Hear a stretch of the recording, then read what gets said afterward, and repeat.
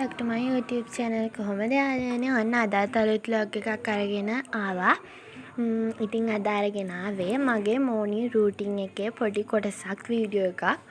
ඊපස්සේ මම බිස්කටුයි අලුවයි කාලා කිරි එක බිව්වා උදේ.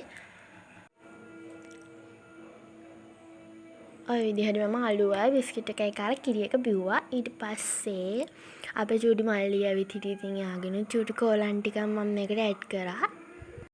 ඉතින් අපේ චූටි මල්ලියා ඊට පස්සේ ඉතින් මම චුට්ටක් එළිය වටේ ඇවිද්ද ඒකෙනුත් පොඩි වීඩියෝ එකක් ගත්තා.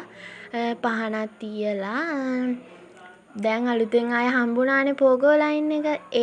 ඒකත් ඉතින් උදේ පාන්දර නැගිට ගමන් බැලුවා. ඊට පස්සේ ඔය තියෙන්නේ මගේ කාමරයට එකතු වෙන අලුත් පැලේ. ඉතින් ඔය තියෙන්නේ මගේ පුංචි පුස්තකාලය වගේ පොඩි පොට් එකක් මම එකතු කරලා තියෙනවා. නිකන් ඉදි කියවන්න. දැන් මම කියවන ආසම පොත තමයි අද්භූත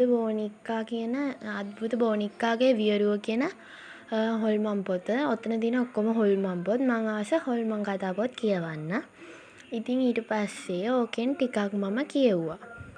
කියන්නකෝ බලන්න මම වගේ හොල්මන් කතා පොත් කියවන්න ඔයාලත් ආසද කියලා කමෙන්ට් කරන්න. ඉතින් ඔය තියෙන මම ලස්සනට හදපු සිප්පි කට්ටක්. ඒකත් මම පෙන්නන්න ඕන කියලා හිතුවා.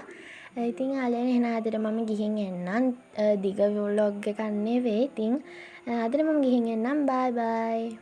හැමෝම පරිස්සමෙන් සතුටින් ඉන්න.